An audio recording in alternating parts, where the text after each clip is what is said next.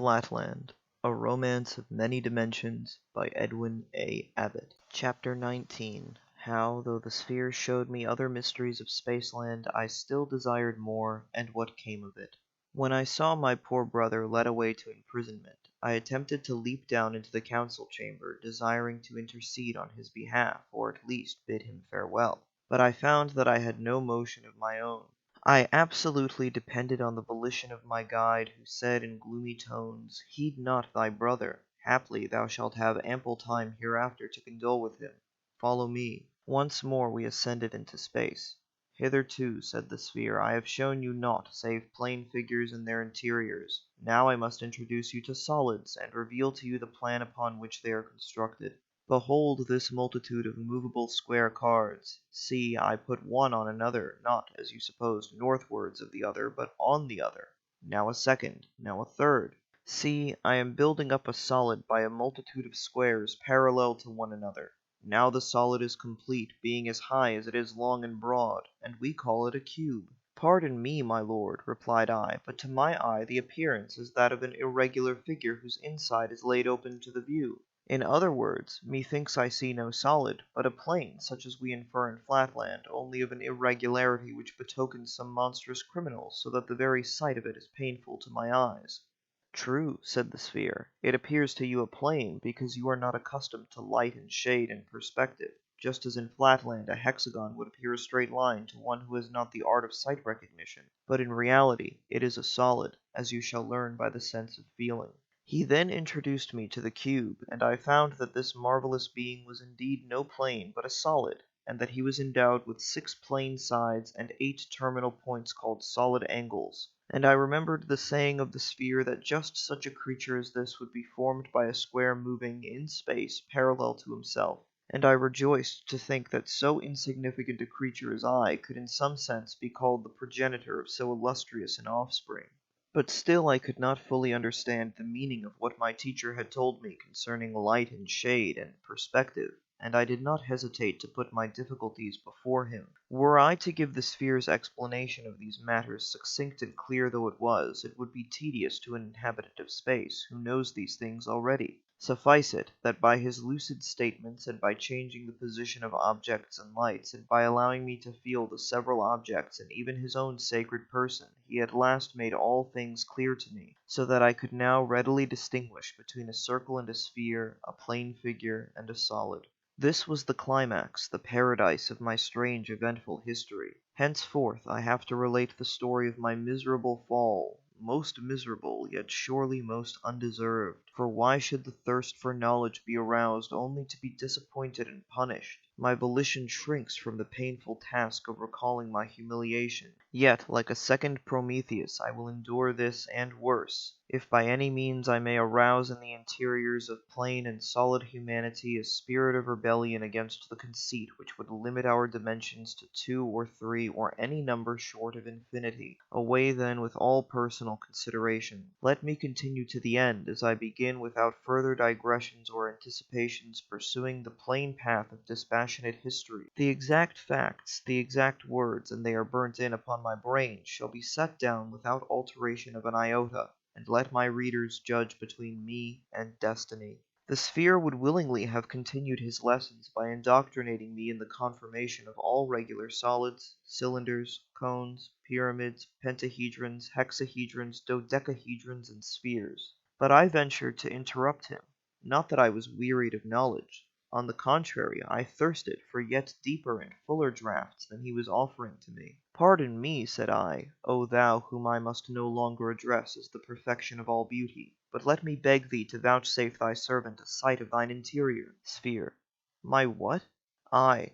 Thine interior, thy stomach, thy intestines. Sphere. Whence this ill-timed impertinent request? And what mean you by saying that I am no longer the perfection of all beauty? I. My lord, your own wisdom has taught me to aspire to one even more great, more beautiful, and more closely approximate to perfection than yourself. As you yourself, superior to all Flatland forms, combine many circles in one, so doubtless there is one above you who combines many spheres in one supreme existence, surpassing even the solids of Spaceland. And even as we, who are now in space, look down on Flatland and see the insides of all things, so of a certainty there is yet above us some higher, purer region, whither thou dost surely purpose to lead me. O thou whom I shall always call, everywhere and in all dimensions, my priest, philosopher, and friend, some yet more spacious space, some more dimensionable dimensionality, from the vantage ground of which we shall look down together upon the revealed insides of solid things, and where thine own intestines and those of thy kindred spheres will lie exposed to the view of the poor wandering exile from Flatland, to whom so much has already been vouchsafed. Sphere. Pooh, stuff. Enough of this trifling. The time is short, and much remains to be done before you are fit to proclaim the gospel of three dimensions to your blind, benighted countrymen in Flatland. Ay, nay, gracious teacher, deny me not what I know it is in thy power to perform. Grant me but one glimpse of thine interior, and I am satisfied forever, remaining henceforth thy docile pupil, thy unemancipable slave, ready to receive all thy teachings and to feed upon the words that fall from thy lips. Sphere. Well then, to content and silence you, let me say at once, I would show you what you wish if I could, but I cannot. Would you have me turn my stomach inside out to oblige you? Ay. But my lord has shown me the intestines of all my countrymen in the land of two dimensions by taking me with him into the land of three. What therefore more easy than now to take his servant on a second journey into the blessed region of the fourth dimension, where I shall look down with him once more upon this land of three dimensions, and see the inside of every three-dimension house, the secrets of the solid earth, the treasures of the mines in Spaceland, and the intestines of every solid living creature, even of the noble and adorable spheres. Sphere. But where is this land of four dimensions? I. I know not, but doubtless my teacher knows. Sphere. Not I. There is no such land. The very idea of it is utterly inconceivable. I. Not inconceivable, my lord, and therefore still less inconceivable to my master. Nay, I despair not that, even here, in this region of three dimensions, your lordship's art may make the fourth dimension visible to me, just as in the land of two dimensions my teacher's skill would fain have opened the eyes of his blind servant to the invisible presence of a third dimension, though I saw it not. Let me recall the past. Was I not taught below that when I saw a line and inferred a plane, I in reality saw a third unrecognized dimension, not the same as brightness, called height? And does it not now follow that in this region when I see a plane and infer a solid, I really see a fourth unrecognized dimension, not the same as color, but existent, though infinitesimal and incapable of measurement? And besides this, there is the argument from analogy of figures. Sphere. Analogy? Nonsense! What analogy? I. Your lordship tempts his servants to see whether he remembers the revelations imparted to him. Trifle not with me, my lord. I crave, I thirst for more knowledge. Doubtless we cannot see that other higher Spaceland now, because we have no eye in our stomachs. But just as there was the realm of Flatland, though that poor puny Lineland monarch could neither turn to left nor right to discern it, and just as there was close at hand and touching my frame the land of three dimensions, though I, blind senseless wretch, had no power to touch it, no eye in my interior to discern it, so of a surety there is a fourth dimension, which my lord perceives with the inner eye of thought, and that it must exist my lord himself has taught me. Or can he have forgotten what he himself imparted to his servant? In one dimension, did not a moving point produce a line with two terminal points?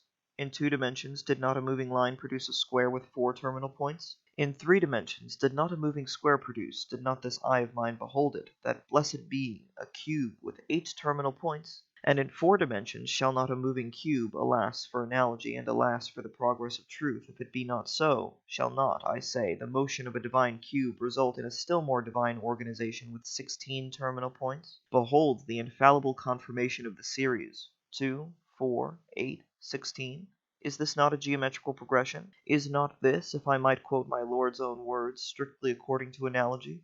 Again, was I not taught by my lord that as in a line there are 2 bounding points, and in a square there are 4 bounding lines, so in a cube there must be 6 bounding squares? Behold once more the confirming series 2, 4, 6. Is not this an arithmetical progression? And consequently does it not of necessity follow that the more divine offspring of the divine cube in the land of 4 dimensions must have 8 bounding cubes? And is not this also, as my lord has taught me to believe, strictly according to analogy?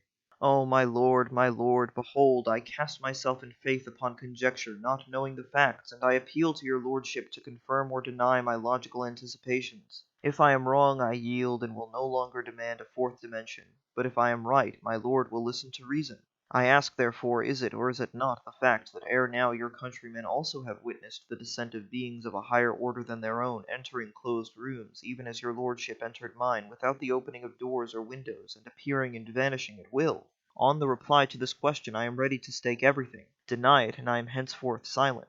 Only vouchsafe an answer. Sphere, after a pause. It is reported so, but men are divided in opinions as to the facts, and even granting the facts, they explain them in different ways, and in any case, however great may be the number of different explanations, no one has adopted or suggested the theory of a fourth dimension. Therefore, pray have done with this trifling, and let us return to business.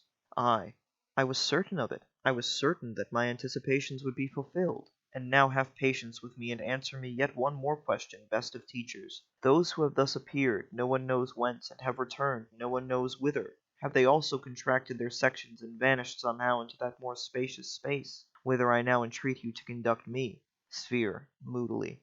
They have vanished, certainly, if they have ever appeared, but most people say that these visions arose from the thought, you will not understand me, from the brain, from the perturbed angularity of the seer.